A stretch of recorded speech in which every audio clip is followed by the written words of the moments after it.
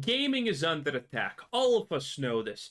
Be it from PayPal, Visa, MasterCard, by them trying to curate what we are and aren't allowed to actually buy. Be it government regulation or the old, true, and tested classics of DEI, ESG, and absolute wokeness. Companies that don't know how to do anything right or properly any longer. But very few people know about the China threat. A lot of gamers, in fact, are currently touting China as the savior of games. Black Myth Wukong, Marvel's Avengers. There are many examples of where currently China has just come into the picture and, well, delivered things that we want, delivered things that we enjoy. But not a lot of people understand that China is actually versed in any of these things because China embodies all of the things that I said previously.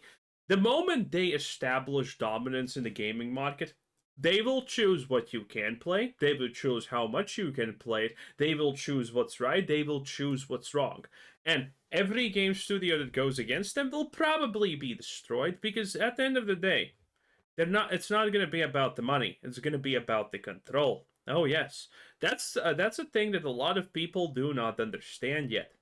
So, when you are asked, do you want China to take over gaming? The answer probably should be no. Well, if you're a European, you probably shouldn't care about this too much, because the moment China actually tries to pull any of this, the legislation will come down on it and it will be banned from Europe. But if you're American, yeah, that may go a lot different because, well, the US is probably not even remotely thinking about banning China from anything. Gaming in general is not really that interesting for the politicians in the United States. So, you, my US friends, need to be extra careful about this. But here we go. I'll begin with a quote from February. Here it is. I feel like we are in a stronger position now. NetEase has clearly been evaluating their portfolio. They decided our game is the one they want to focus on.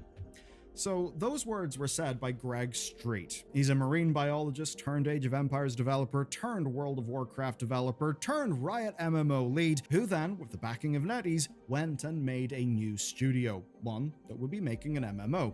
And in that post, he was responding to fears about his new studio, Fantastic Pixel Castle. Fears that they would lose funding for their upcoming MMO, which is called Ghost. Now, at the time, we talked about it on this channel because we saw NetEase pulling out of many other companies and essentially rug pulling loads of studios that they made real financial commitments to. And now, fast. Yes, because who's going to punish NetEase? No one. They're in China. They literally could not care less about anyone suing them because China is just going to say, yeah, no, none of this matters. We don't care. NetEase is right, you are wrong, pay them a fine now. That's what's gonna happen. Forward to 9th of October 2025, NetEase is no longer funding the project. Remember, Greg Street literally said, they decided our game is one they want to focus on, and now it's very obviously, well, not the case. And so this is another studio formed by veteran talent, another promise of support from a major industry player, and now another company put at risk, all because of the changing whims of the C-suite. So you understand what's going on. I mean, I'm not gonna lie, okay? I'm assuming I know what's happening here, and the reality is, these people probably just got pulled by their sweet tooth in the sense that they got promised things, but there was no contract. I mean, even with a contract, NetEase could just break it and feel not even remotely bad about it. But I think a lot of this stuff comes down to people just not signing contracts because they think, oh, I'm a big name, I'm a developer. Well, guess how much China cares? And by the way, some of you are probably confused because you don't know this, but NetEase is literally just an extension of the China's government. Every company outside of China that works from China is an extension of that, by the way. So, the more you know. Going on. Greg Street was the lead systems designer at Blizzard for WoW.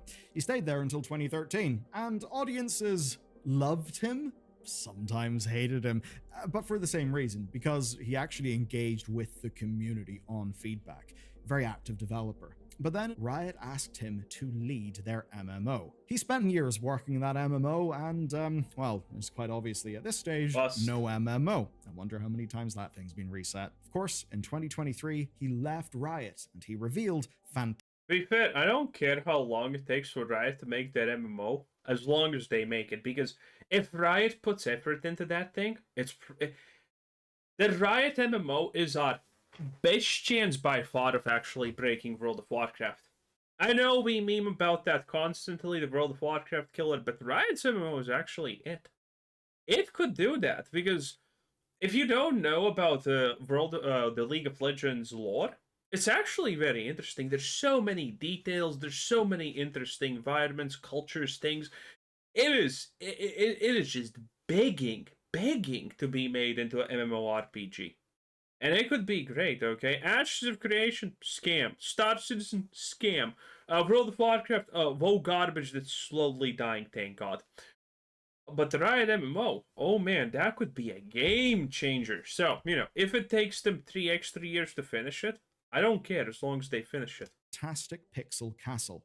This would be a first-party NetEase studio, and they would build a new AAA fantasy MMO called Ghost. Oh, by the way, how bad is that current situation that he's talking about if you don't know? This is the too long didn't read about the Riot MMO and Ghost Crawler.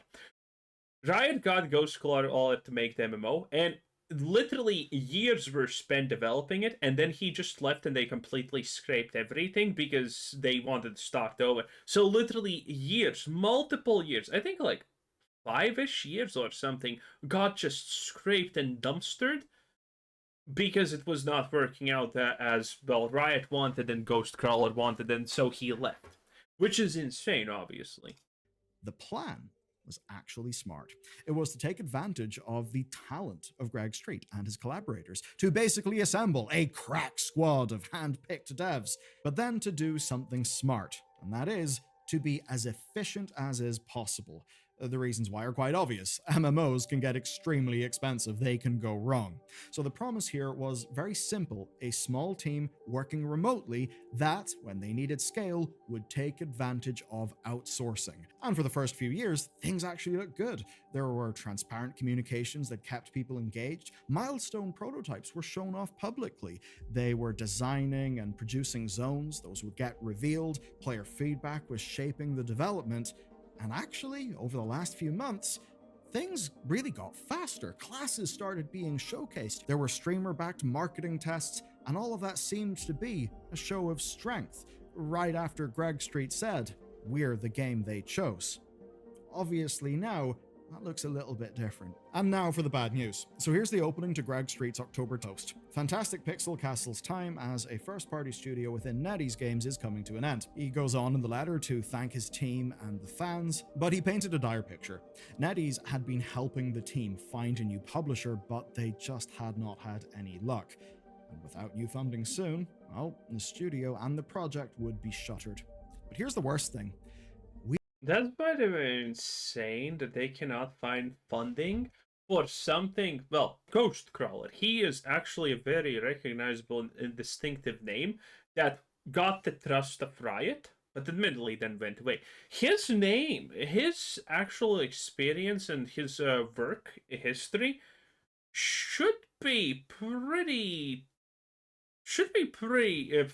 appealing to a lot of companies, honestly. So it's kind of wild that even he can't find that.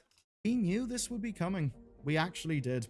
Bloomberg reported in August that Fantastic Pixel Castle were facing difficulties. NetEase had reviewed the studio's financing, and it turns out the $100 million total budget they had planned was one that they could no longer support. Now, Street makes something very clear in this. It's that he's willing to compromise if it means he can save the studio.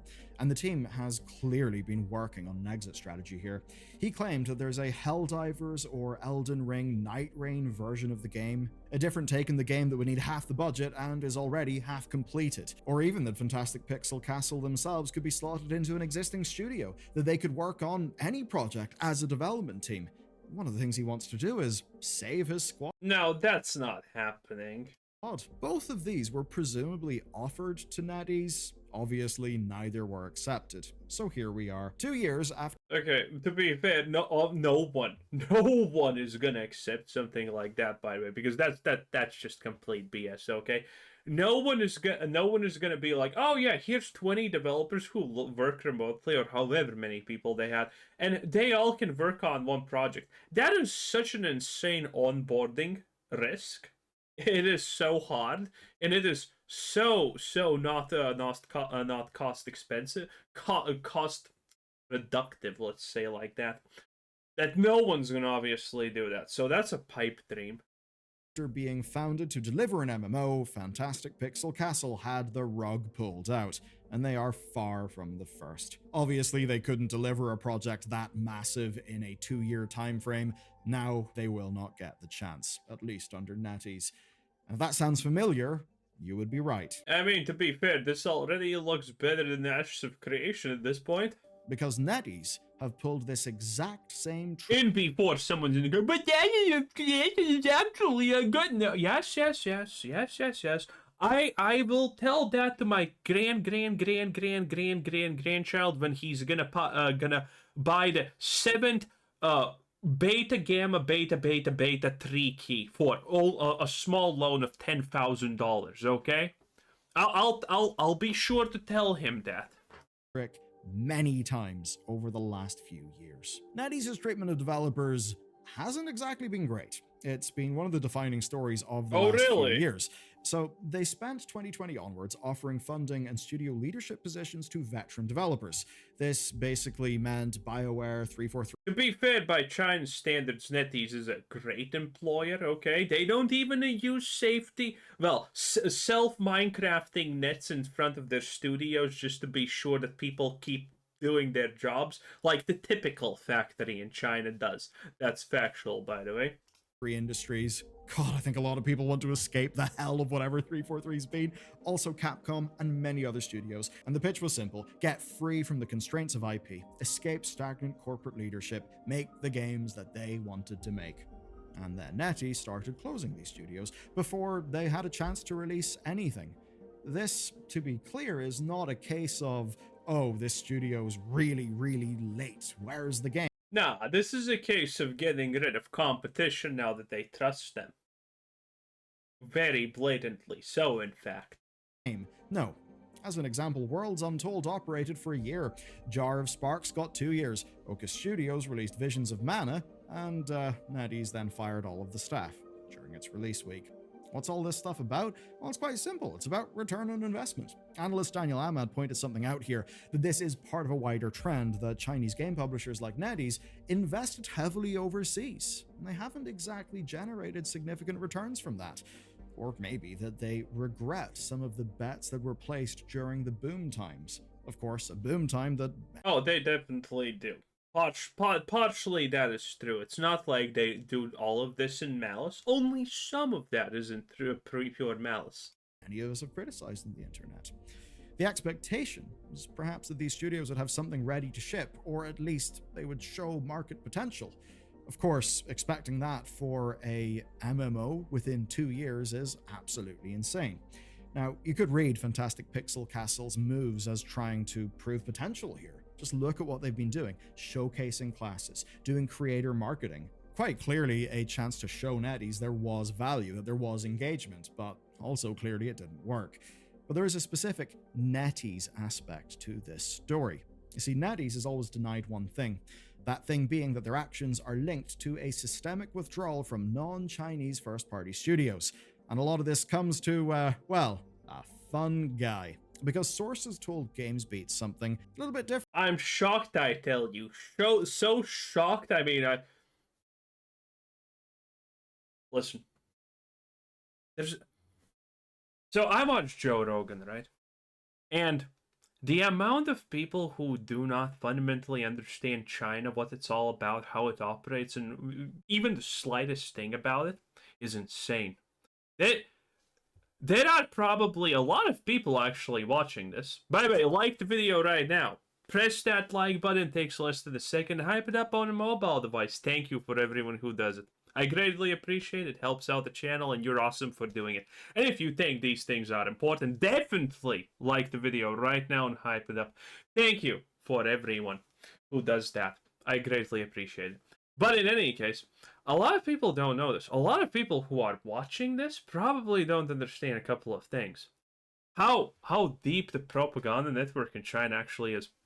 There is such a extremely large amount of people who actually think like China is this super innovative place that literally breaks the laws of physics constantly every year. It's all lies. China has not had this, like, 5 years ago, roughly, there was this super boom in China in electric cars, and all of them are dead now. And because they lie about everything, it is just an attempt to subvert the expectations of the West effectively. And I'm not joking about this. Have you ever seen any of these, for example, videos where Chinese kids are doing these wild, amazing things, and they're so better and they're so smart, and yet they're so small and stuff like that? All of that is propaganda. Most of those videos have been literally created in a artificial setting, and they literally have tried for sometimes even years to get them right. So people think of them great. If you actually follow what China says closely, you will find that China has discovered the greatest amount of resources ever in their country pretty much every year.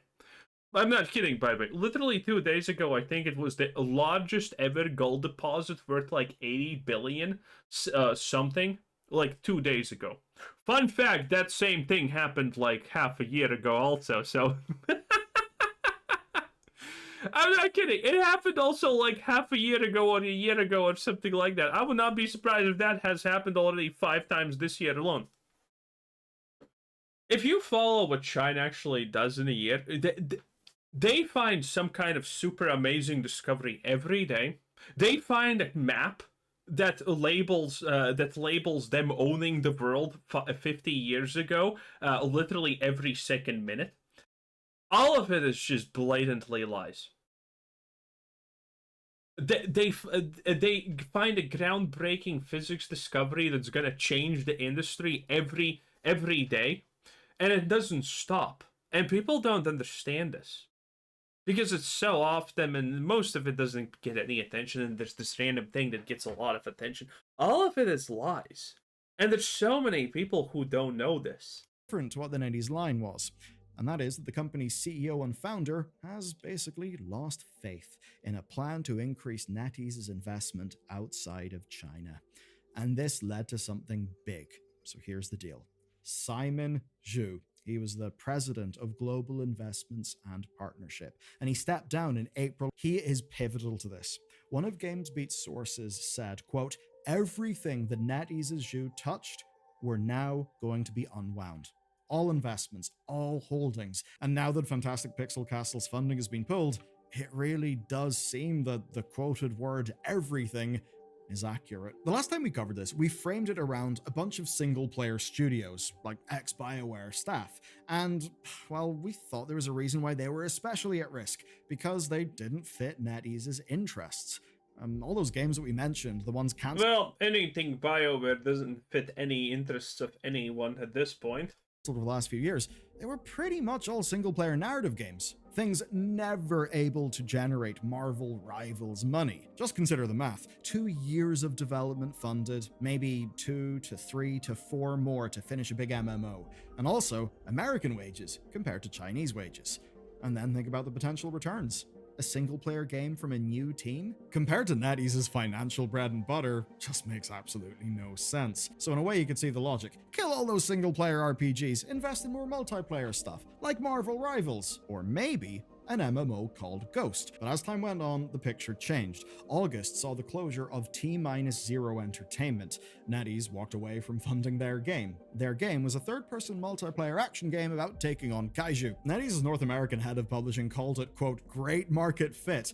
But obviously that's not the complete quote, is it? Because he also said that they were sorry that they couldn't, and this is the quote, "get you there in the time needed to."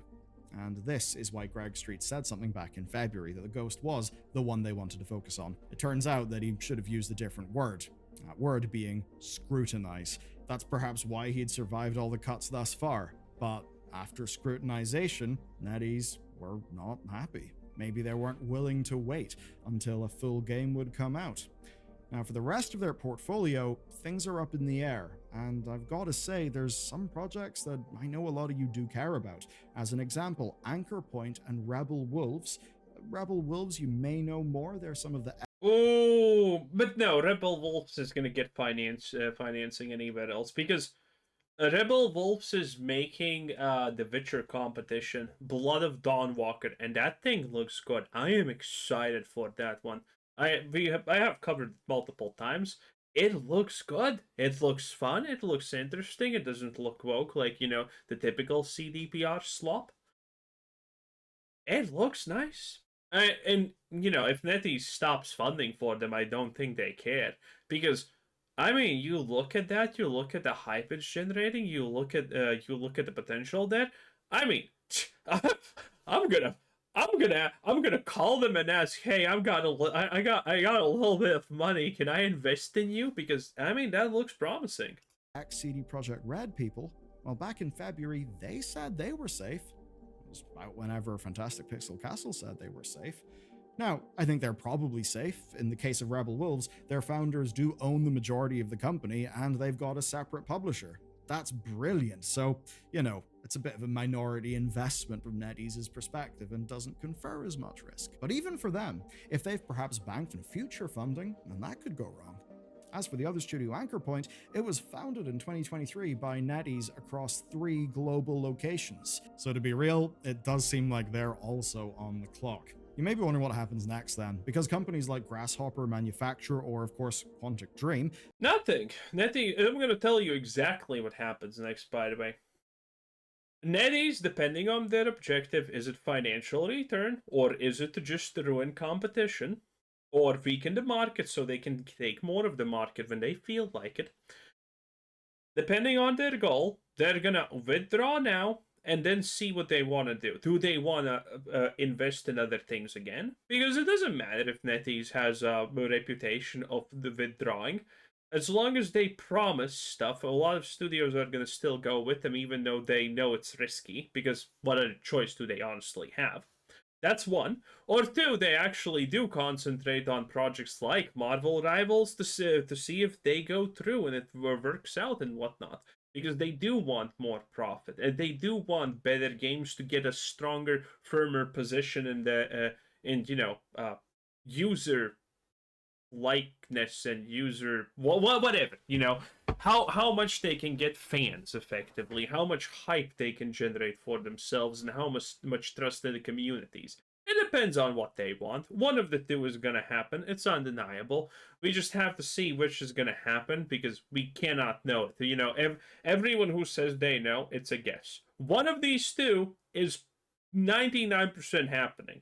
Okay? 1% they do something else. Like leave the West for no apparent reason. Which is strange because I have a feeling like every Chinese company, the CEO of NetEase is probably trying to just move his golden goose outside of China and dip as everyone. So we're going to see how that ends. But in any case, that was Bellier Gaming. 10 out of 10. Bye!